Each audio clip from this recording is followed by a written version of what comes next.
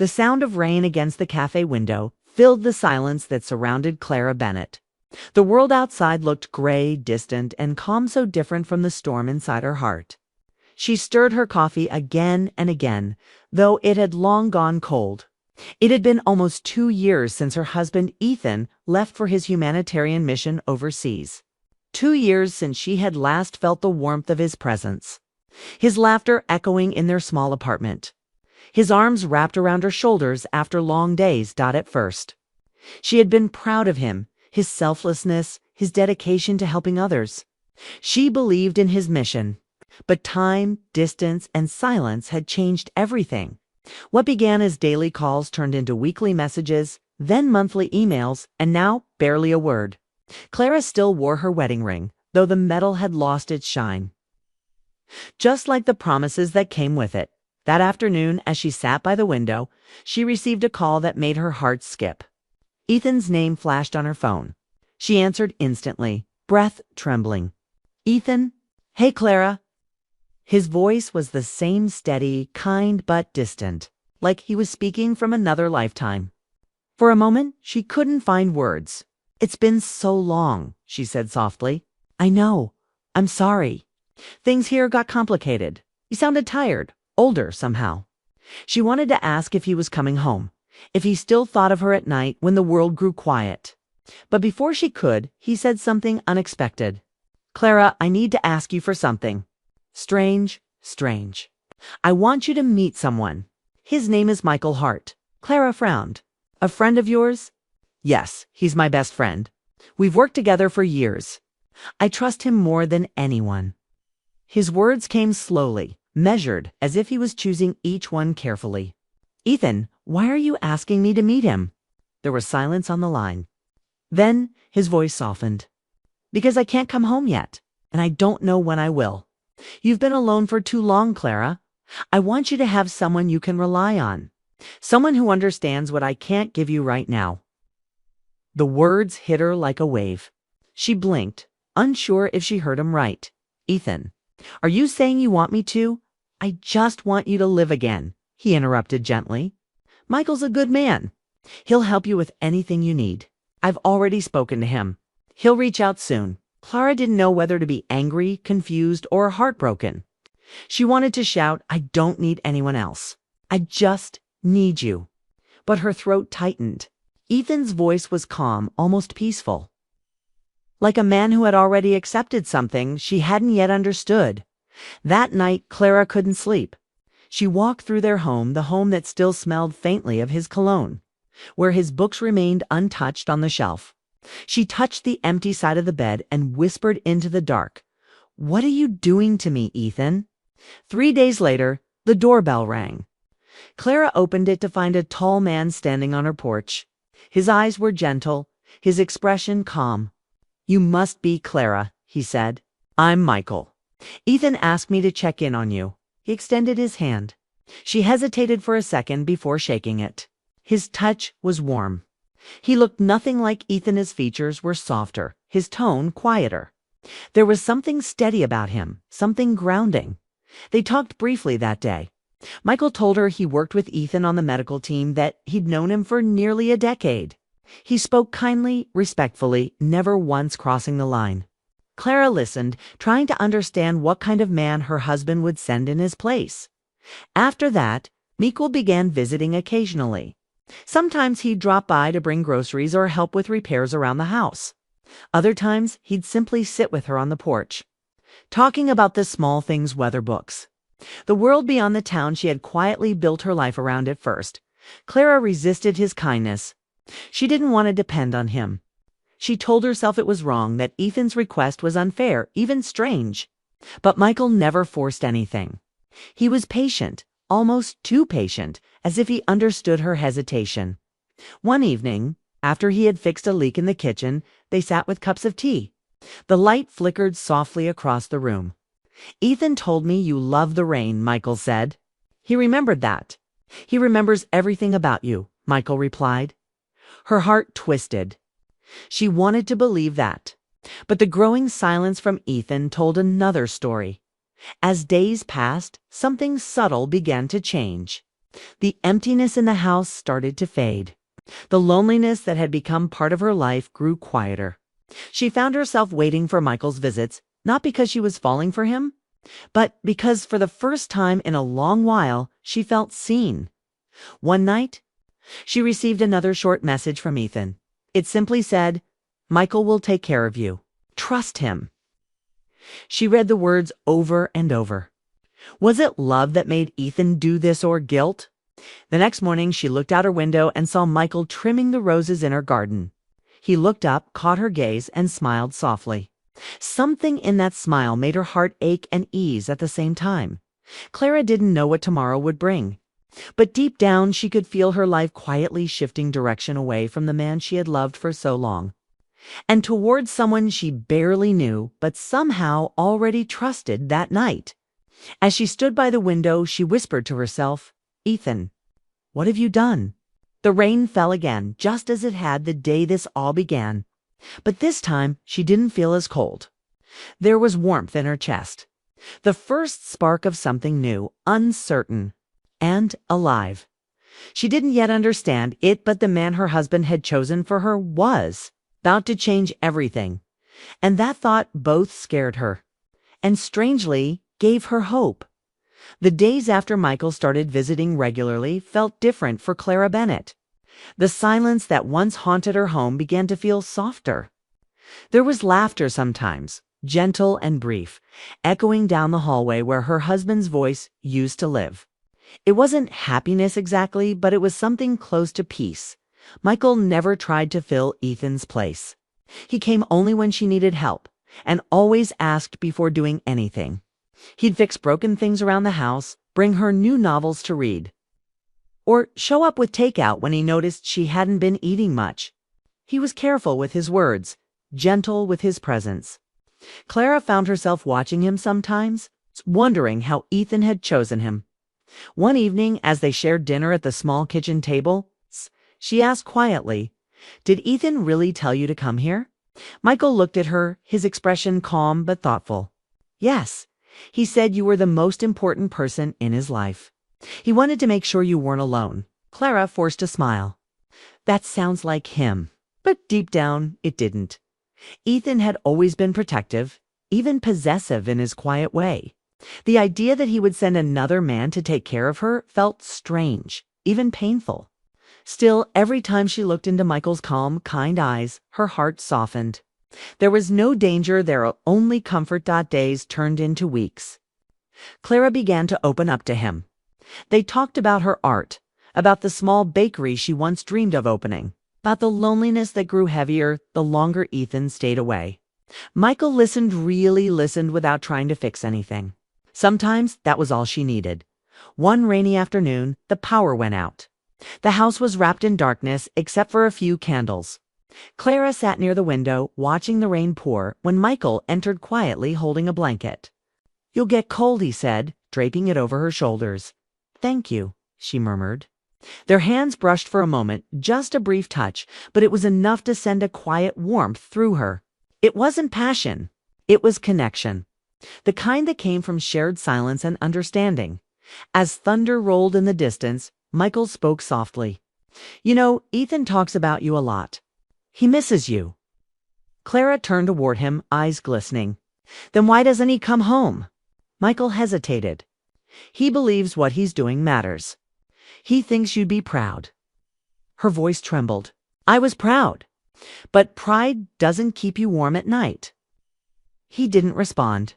Instead, he sat beside her, not too close, not too far, just enough to make her feel that she wasn't alone.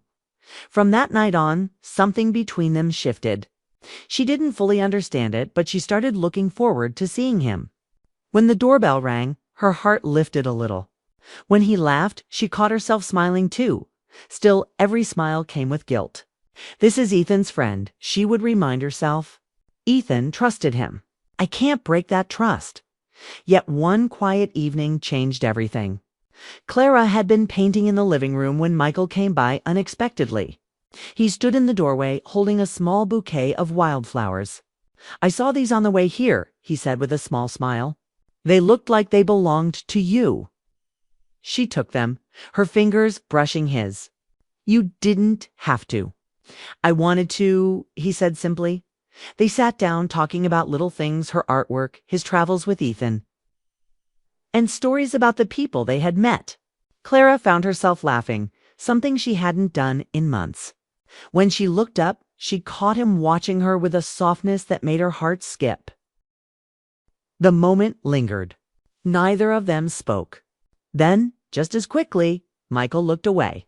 "I should go," he said, standing up. She nodded, but her heart felt heavy as the door closed behind him. That night, she couldn't sleep. She replayed every word, every glance. I wondered if she had imagined the spark between them. The next morning, she decided to send Ethan another message. "I'm fine," she wrote. "Michael's been helping. You were right, he's kind." She hesitated before sending it, wanting to say more, but she didn single quotes TDO. Ethan didn't reply. Not that day. Not the next. Michael came by again later that week. They talked like nothing had changed, but Clara could feel something unspoken building between them. It wasn't just friendship anymore, was the ache of two lonely souls finding comfort in each other's company. One afternoon, Michael brought over some old photographs from their time abroad. He showed her pictures of Ethan smiling, standing under foreign skies, surrounded by people who seemed to need him more than she ever could. "You were with him there?" she asked. "Yes," Michael said quietly. He always said he wanted to build something that lasted. Clara looked at the pictures and whispered. He already had that. Michael didn't answer. He just looked at her, and she saw something in his eyes, pain maybe, or understanding. They were both tied to the same man, both living in the space Ethan had left behind. That night, after Michael left, Clara sat in front of the mirror and studied her reflection. She realized how much she had changed. The woman staring back wasn't waiting anymore. She was learning to live again. Days passed and their bond grew deeper. Sometimes they would walk together through the park near her home. People probably thought they were a couple, but they never talked about it. It was as if speaking the truth would break something fragile and precious between them. One evening, after a walk, Michael stopped by her gate. "You don't have to keep pretending you're okay, Clara," he said softly. She looked at him, her eyes shining. "And if I stop pretending?" He smiled sadly. "Then I'll be here, no matter what." It was the first time someone had said that to her in years. When he left, she leaned against the door and closed her eyes. She could still feel his presence, his voice, his steadiness. She realized that the distance between her and Ethan had grown too wide. But the space between her and Michael was shrinking every day. That night, as the city lights flickered outside, Clara whispered into the quiet, "I don't know what's happening to me," but deep down, she did. She was beginning to feel again, to breathe again, to care. She wasn't sure if it was wrong or right, but for the first time in a long while, her heart was awake, and though she didn't say it out loud, she knew something she couldn't ignore anymore. The man her husband had chosen for her was no longer just a friend. He had become the center of the life Ethan had left behind, and that truth, quiet, gentle, and unstoppable, was only just beginning to unfold. Winter had arrived quietly in Clara Bennett's neighborhood. Snow coated the streets in soft white, and the air carried a cold that seemed to reach into the bones.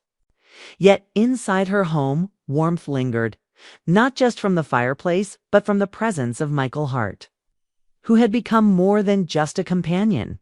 He was steady, kind, patient, and somehow unshakably present in the spaces Ethan had left behind. That evening, Clara had spent hours in her studio painting, her brushstrokes hurried, her mind restless.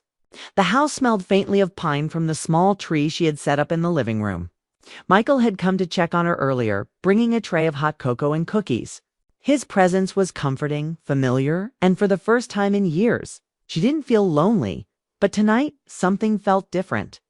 There was tension in the quiet, a sense of anticipation she couldn't shake. Michael sat near the window, reading a book, though Clara knew he wasn't really focused on the words. His eyes kept drifting toward her, calm yet searching.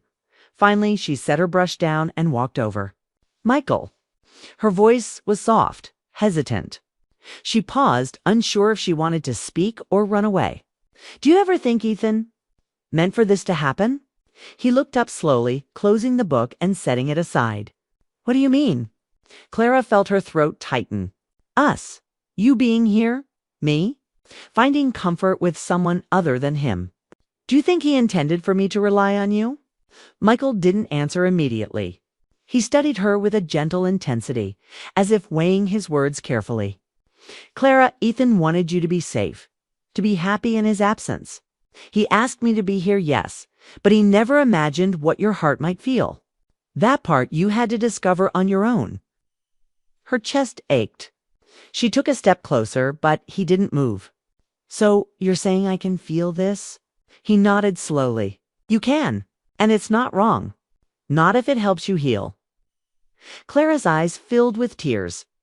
She had tried to convince herself that it wasn't love, that it wasn't real. But every smile, every gentle word from Michael had been a balm for her broken heart. She realized that the space Ethan had left behind was too large for her to ignore. Michael had quietly filled it. Not as a replacement, but as a presence she could lean on. The silence between them stretched, heavy with unspoken emotions. Then Michael spoke, almost in a whisper. "There's something I need to tell you." Something Ethan said before he left. Her breath caught. "What?" He said, "If she ever learns to smile again, don't stop her." Clara's hand trembled as she pressed it to her chest. His words hit her like a wave. Ethan had sent Michael not to replace him, but to protect her heart and to let it grow, even if that growth led somewhere unexpected. Tears slipped down her cheeks. I don't know if I'm ready for this," she admitted. "I still love him. I always will." Michael reached out slowly, brushing the tears from her face. "I don't want to take him from you, Clara. I just want to be here while you find yourself again. That's all." Her heart ached at the gentleness of his touch. She leaned into it, allowing herself to rest against him for a brief moment. It wasn't a kiss, it wasn't passionate, it was comfort. The kind that comes when two people understand each other without words. They sat like that for a long time, listening to the quiet hum of the fireplace, feeling the snow falling softly outside. For the first time in months, Clara felt something she hadn't dared to feel: peace. A sense that maybe, just maybe, she could allow herself to be happy again. As the evening deepened, they moved to the couch. Clara rested her head on Michael's shoulder, and he draped a blanket over them both. They didn't speak.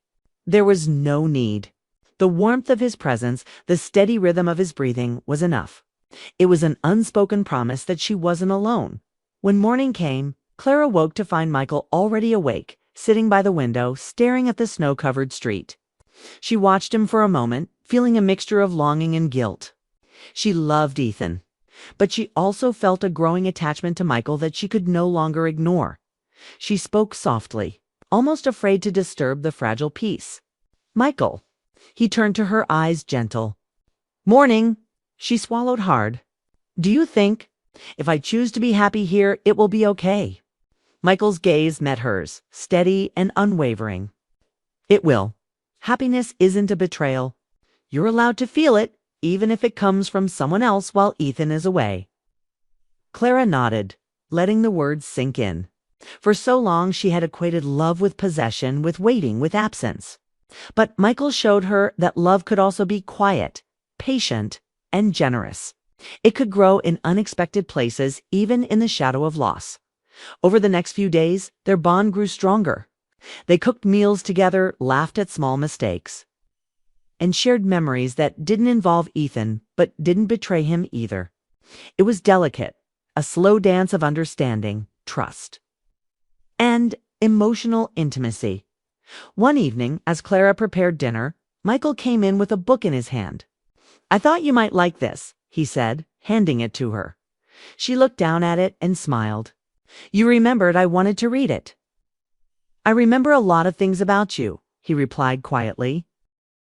She felt her heart tighten.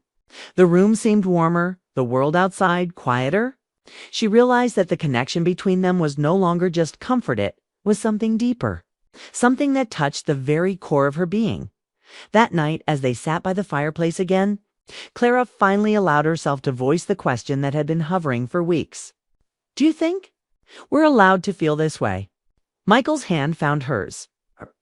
"And we will, as long as we're honest with ourselves and with each other." Clara closed her eyes, leaning into his touch. She didn't need to see the future. She only needed to feel the present. The warmth, the understanding, the quiet love that had grown between them was enough. For the first time, she realized that she had slept beside the man her husband had chosen for her, not physically, but in a way that mattered more. Emotionally, spiritually, and profoundly. And in that quiet realization, she felt whole again. The snow fell outside, soft and relentless, covering the streets in white. Inside, the fire crackled, their hands intertwined. Clara knew her life had changed forever. She didn't yet understand all the feelings swirling inside her. But she knew one thing with certainty. She could trust Michael with her heart, even while still carrying love for Ethan Dot. And that, she realized, was the beginning of something entirely new, a love born not of desire, but of patience, understanding, and quiet devotion. The moment of truth had arrived, and Clara was ready to face it, one heartbeat at a time. Winter had lingered longer than usual, and the streets outside Clara Bennett's home were covered in a soft layer of snow. Inside, the house smelled faintly of pine and cinnamon, the small fireplace crackling with warmth. Clara had grown used to the gentle rhythm of her days with Michael Hart, the man her husband had chosen for her. He visited regularly, shared meals, and spent long hours listening to her thoughts, worries, and dreams. Their bond had deepened steadily, carefully, without haste. Yet even as she found comfort with Michael, there was always a quiet space in her heart reserved for Ethan. She hadn't stopped loving him. She had simply begun to understand that love could exist in many forms. And sometimes distance changes the shape of the heart. One crisp morning, a letter arrived. Clara noticed it immediately because the handwriting was unmistakably Thun's familiar, careful script. Her hands trembled slightly as she tore it open.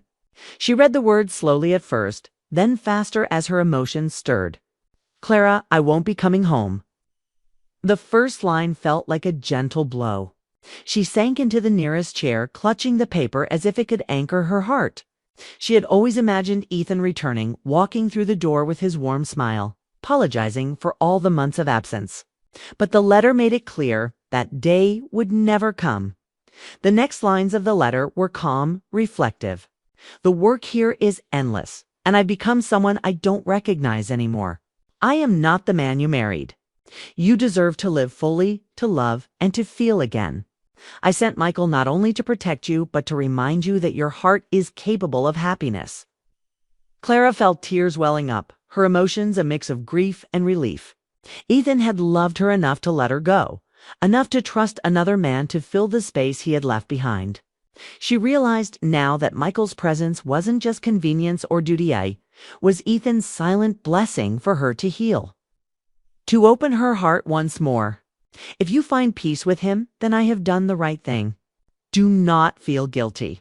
I love you always, but it is time for both of us to accept change. Her chest tightened. She read the lines again, letting the words sink in. It was a finality that hurt, yet it carried an unexpected freedom. Ethan was releasing her, and she had permission to embrace life again without shame or hesitation. After reading the letter, Clara went to the window and stared at the snow-covered street. The world seemed quieter, more serene, as if holding its breath along with her. Her thoughts drifted to Michael, who had been quietly patient all these months. He had never pushed, never demanded her affection. Yet he had been there every time she needed comfort. That evening, she decided to step outside. Michael was already waiting near the gate, as if he had sensed her decision. The cold air bit at her cheeks, but it did nothing to cool the warmth spreading in her chest. She walked toward him, her steps steady. Michael looked up, his eyes meeting hers. There was a softness in his gaze, a quiet hopefulness. She didn't speak at first. Instead, she reached for his hand. He held it without hesitation, offering a steady presence that made her feel safe. Finally, she whispered, I received a letter from Ethan. Michael nodded, gently squeezing her hand. I know, I've felt it coming. What did it say? Clara took a deep breath. He's letting me go. He said I should find happiness, even if it's not with him, he said. He sent you to remind me that I could still love, that I could still feel alive. Michael's eyes softened. And now, Clara's lips curved into a small, genuine smile. Now, I think I understand. He wanted me to live, not just survive. And I want to live again. With you. Michael's expression changed, a mixture of relief and tenderness. He stepped closer, careful not to overwhelm her, and brushed a loose strand of hair from her face. I've been waiting for you to say that, he admitted softly. The snow outside continued to fall, silent and gentle. Clara felt her heart lightening, as if the weight of the past months was lifting. She realized that love doesn't always arrive in the way one expects. Sometimes it comes quietly, through patience and understanding, through presence and kindness rather than grand gestures. For the first time in years, Clara allowed herself to feel completely present in the moment. She didn't worry about what the future might bring or how the world would judge her choices. All that mattered was the man standing before her, steady and faithful. And the knowledge that Ethan's love had never truly abandoned her had transformed into something else. Something liberating. They walked inside together, closing the door against the winter cold. Michael helped her with her coat, his touch gentle and reassuring. Clara felt a sense of peace she hadn't known she was capable of feeling. The tension that had shadowed her heart for months melted, replaced by a quiet joy, a sense of hope. That night, they sat by the fireplace. The flames danced across the room, casting warm light on their faces. Clara rested her head on Michael's shoulder. He didn't speak, but his presence said everything she needed to hear.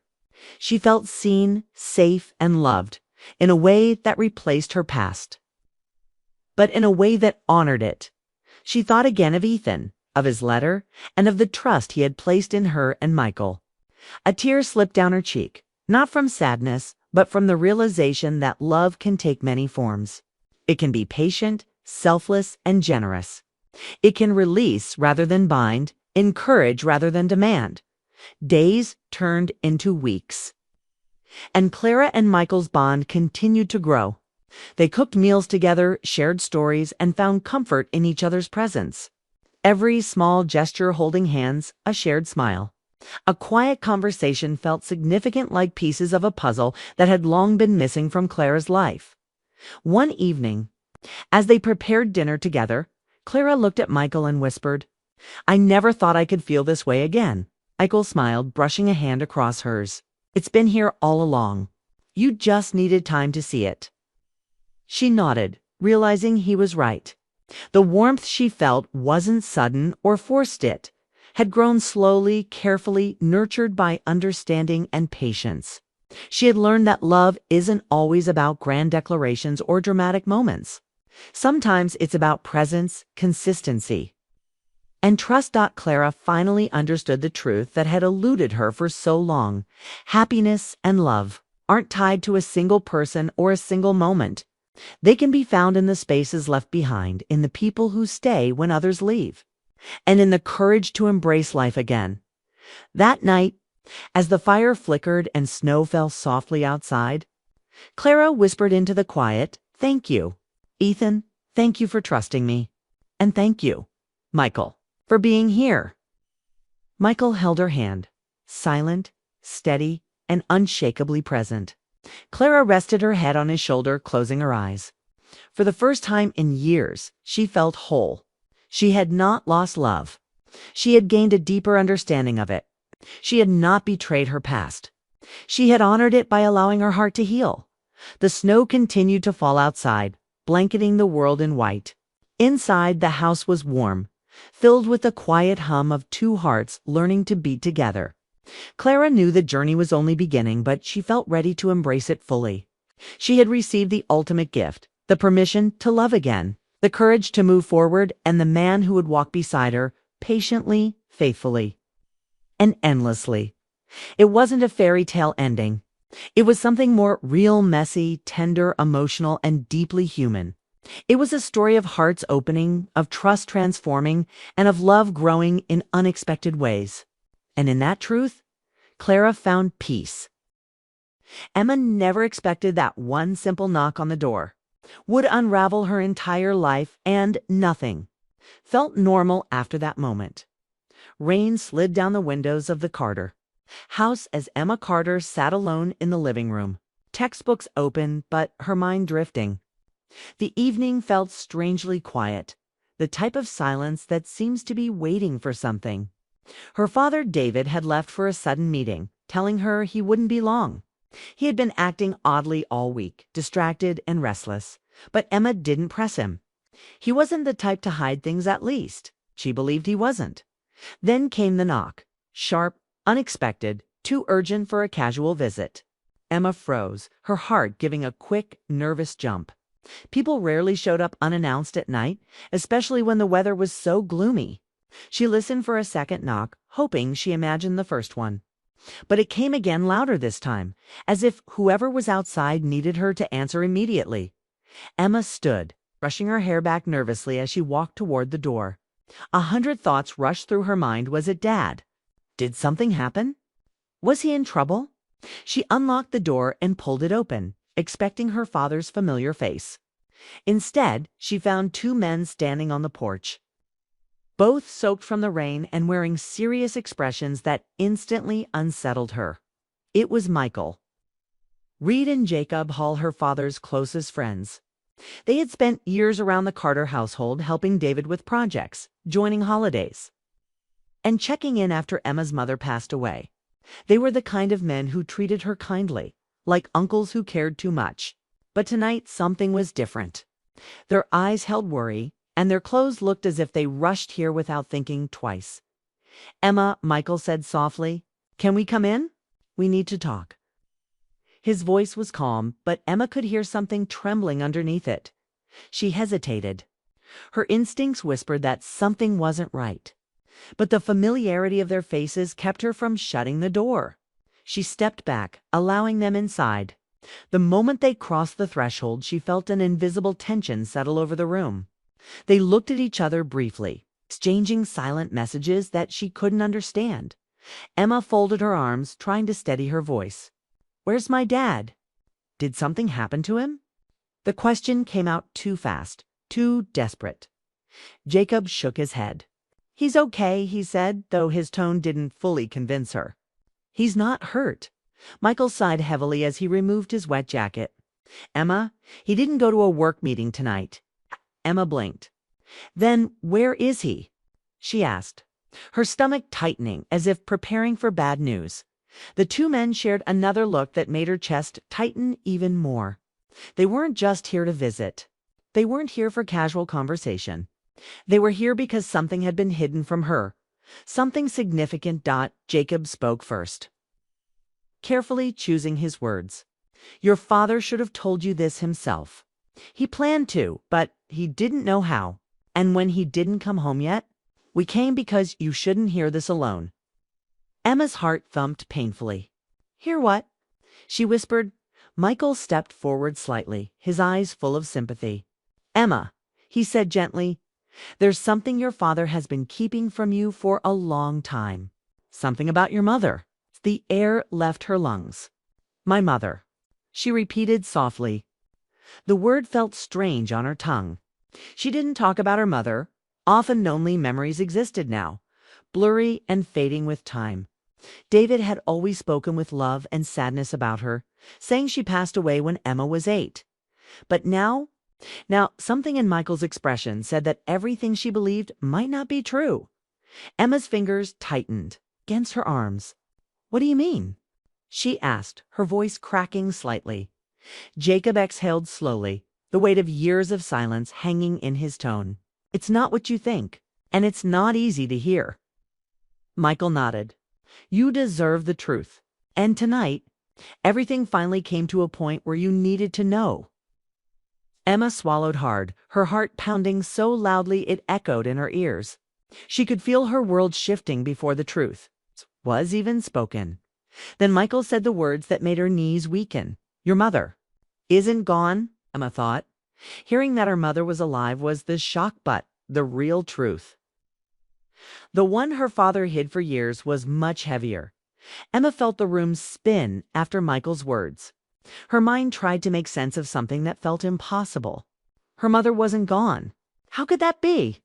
She had lived her whole life carrying the quiet ache of a loss she believed was final. Now, that ache felt confused, raw, and suddenly alive again. Jacob pulled out a chair. Emma, sit, please. But she didn't. She stood frozen, staring at the two men who now held answers she wasn't sure she was ready to hear. Michael moved slowly, almost cautiously. Your father didn't want you to grow up feeling abandoned. He didn't want you to think your mother left you willingly. He created a story he thought would protect you. Emma shook her head, barely able to speak. So she didn't die. All those years, he lied. Jacob lifted his hands in a calming gesture. Not out of cruelty, not to hurt you. He made a choice he thought was right at the time. Maybe it wasn't the right choice, but his heart was in the right place. Emma pressed a hand against her mouth, trying to breathe. Every memory of her father flashed through her mind, every moment he held her when she cried, every night he stayed up helping her with homework, every birthday he tried so hard to make perfect. He wasn't a liar. At least she never thought he was. But now that belief trembled. What happened to her? Emma finally asked, her voice trembling. Why did she leave? Michael exchanged a long look with Jacob, silently deciding who would explain. Jacob nodded slowly and began. Your mother, Lily. She struggled. She had emotional battles, deep ones she couldn't control back then. She loved you, Emma. She loved you so much. But she believed she wasn't stable enough to be around you. She feared hurting you not physically, but emotionally. Emma's eyes filled with tears she didn't want to release. Her breath shook. So she left because she thought she wasn't safe for me. Jacob nodded gently. Yes, and your father did everything he could to help her. But she thought disappearing was the best thing for you, even if it broke her. Emma pressed a hand to her chest, feeling a painful tightness. She had grown up believing she didn't have a choice, that fate had taken her mother away. But this was a choice, a heartbreaking, human choice, full of fear and love. Michael stepped closer. Your dad didn't want you growing up with the feeling that your mother abandoned you. So he told you a version of the truth he thought would cause you the least pain. It wasn't perfect, but he tried. Emma wiped her tears quickly, anger and sorrow mixing inside her. He should have told me, she whispered. I deserved to know. Jacob nodded. You're right, and he knew that. That's why he finally reached out to her. And why she reached back? Emma blinked in confusion. What do you mean? Michael took a deep breath. Your mother contacted your father a week ago. She said she's better now, stable. She's been in treatment for years and finally found the courage to reconnect. Emma stared at him, unable to form a response. Her emotions clashed inside her: hope, distrust, longing, fear. Michael continued. Your father was planning to tell you everything tonight. He was nervous. He didn't know how to say it without breaking your heart, Emma whispered. Where is he right now? Jacob looked down, then back up. He went to meet her. He wanted to talk to her first, to make sure she was truly ready. He didn't want to bring this back into your life unless it was safe. Emma's breath caught. Her father was with her mother. The thought felt unreal, like something out of a movie she wasn't ready for. How long have you two known? She asked.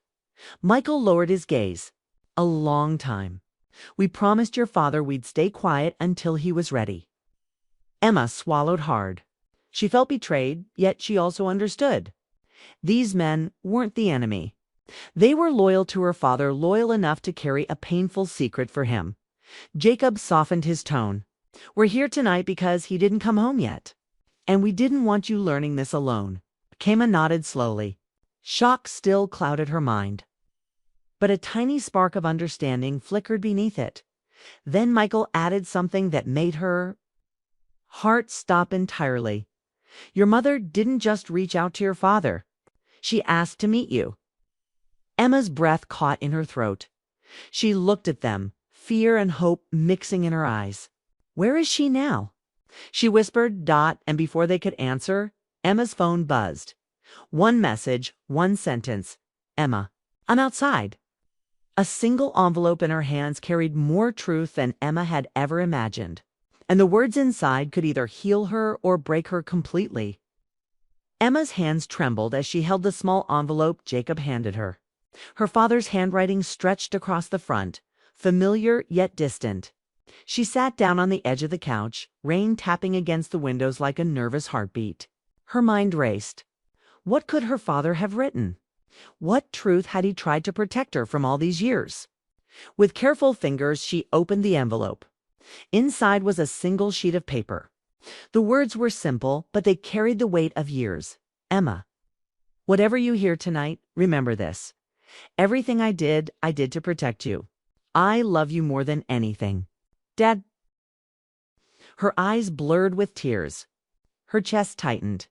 Everything she had felt, the shock, the anger, the fear mixed with a deep longing she didn't expect. She had carried in absence her entire life, and now the one person who had shaped her world was trying to explain the impossible. Jacob leaned forward gently. "Your father.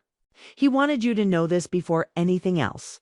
He wanted you to understand that he never stopped loving you, even when he had to make hard choices." Emma nodded slowly, her throat tight. "But why did he keep this from me? Why didn't he tell me my mother was alive?" Michael exchanged a glance with Jacob, his eyes full of understanding. "Because he was afraid, Emma. Afraid you would be hurt again.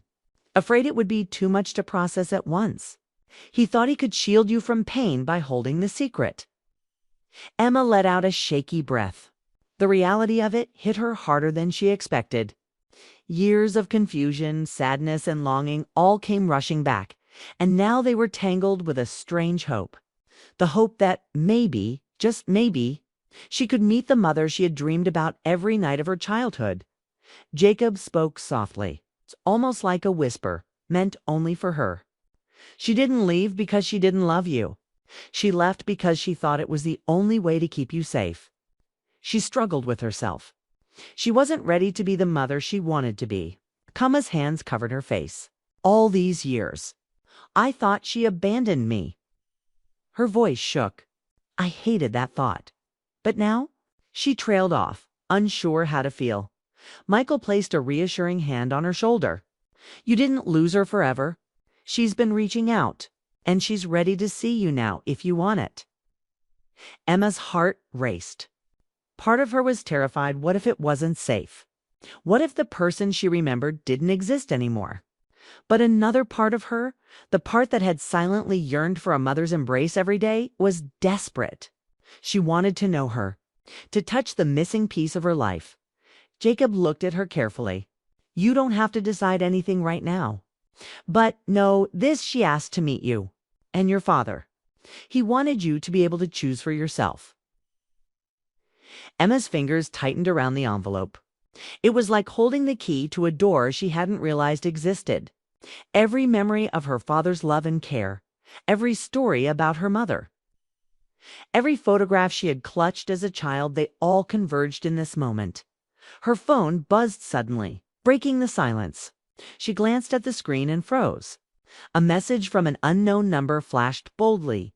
"Emma, I'm outside." Her heart jumped. She looked at Michael and Jacob, their expressions calm but encouraging. "It's her," Michael said quietly. "She's here. She waited a long time to see you." Emma's hands shook. Part of her wanted to run, to hide from the emotions threatening to spill over. Another part of her wanted to step forward, to finally meet the person she had imagined all these years. She inhaled deeply, steadying herself. I have to see her," she whispered. Jacob nodded. "We'll be right here with you. You're not alone in this." Emma stood slowly, her legs feeling heavy but determined. She moved toward the door, each step feeling like crossing a bridge between her past and her future. The envelope remained in her hand, a reminder that her father's love had been guiding her. Even when she didn't realize it, she reached the front door, her hand hovering over the knob. The rain had slowed, leaving the porch glistening with reflections of the lights from inside. Outside stood a woman, gentle eyes, a familiar smile. The face Emma remembered only from faded photographs. Her breath caught. This was the moment she had imagined for years. And yet, reality felt heavier, more alive than she had ever expected. Emma whispered. Almost to herself, I don't know what will happen, but I have to know. The woman outside smiled softly, her voice trembling as she spoke through the door. Emma, I've waited so long to see you. I'm so sorry for everything. Emma felt tears sting her eyes, her chest tight with emotion. A part of her wanted to collapse into the embrace she had dreamed of. Another part feared the unknown. But one thought guided her. She wanted to understand. And with that, she reached for the door, ready to step into the moment that would change her life forever. Emma never imagined that. Opening the door tonight would finally bring her a past she longed for and a Kate. Future she didn't know she wanted. Emma's heart pounded in her chest as she stood before the door, the rain lightly tapping against the porch. Every instinct told her to hesitate. But the truth she had just uncovered, her mother was alive, waiting, pulled her forward. Behind her, Michael and Jacob remained silent, giving her space yet providing a quiet, steady presence.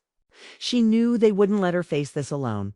Her hand trembled as she turned the knob. The porch light illuminated a woman standing there, soft eyes, a gentle smile, and the face Emma had only seen in childhood photographs. For a moment, Emma's mind went blank. She remembered every story her father had told her about her mother, every photograph she had clutched late at night, every longing she had carried in her heart. And now the person she had missed for over a decade was here, live, present. Real. The woman's voice shook as she spoke. Emma, I've waited so long to see you. I'm sorry I left. I've thought about this every day. Emma's chest ached with a mix of longing and fear. Her voice caught. I don't know what to feel. The woman nodded, tears glimmering in her eyes. That's okay. You don't have to feel anything right now. Just know I'm here. I want to be here. Emma took a cautious step forward. Memories of her father's love, the stories he told, the moments she had spent imagining her mother's embrace, all collided in that instant. Part of her wanted to run into that embrace, to let the years of longing wash away. Another part was terrified, afraid of being hurt again, afraid of disappointment, afraid that reality would fall short of the dreams she had built in her mind. Michael and Jacob watched quietly, sensing the tension and the fragile moment. They knew this was Emma's choice, her decision to make. They only wanted to provide the safety she had always felt around them. A bridge between her past and what could be her future. Emma inhaled deeply, steadying herself. I want to understand, she whispered. I want to know everything. Her mother's lips curved into a small, hopeful smile.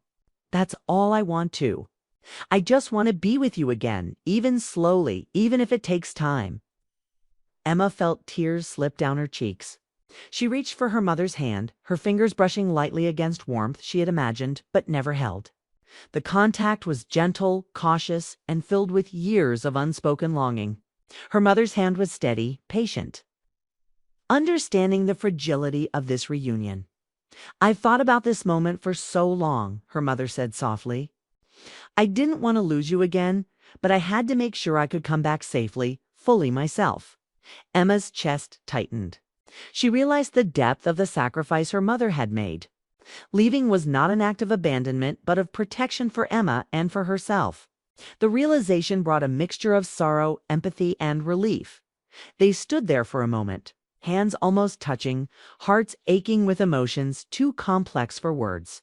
Emma felt the years of absence and the weight of unanswered questions begin to lift, replaced by the fragile beginnings of understanding and connection. Her mother spoke again. I don't expect forgiveness immediately. I only ask that you let me be part of your life now, at your pace. Emma nodded, tears spilling freely now. I want that, she whispered. I don't know how to do it yet, but I want to try. The rain had stopped, leaving the night calm and fresh. The porch lights reflected on the wet steps, a gentle glow illuminating the first meeting of what could be a renewed bond.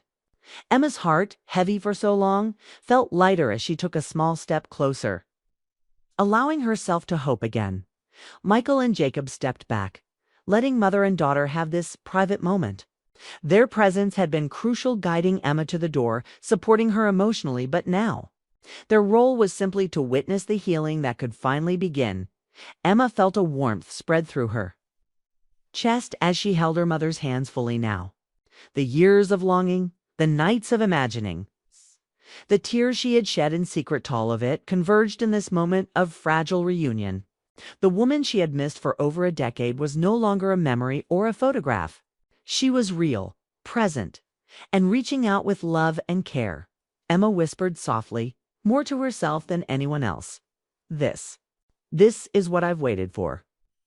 And in that quiet, rain-kissed night, under the soft glow of the porch lights, Emma realized that sometimes the doors we fear opening can lead to the most beautiful beginnings. A past she longed for and a future she didn't expect had finally arrived. And for the first time in years, she felt the fragile, thrilling hope of being truly whole.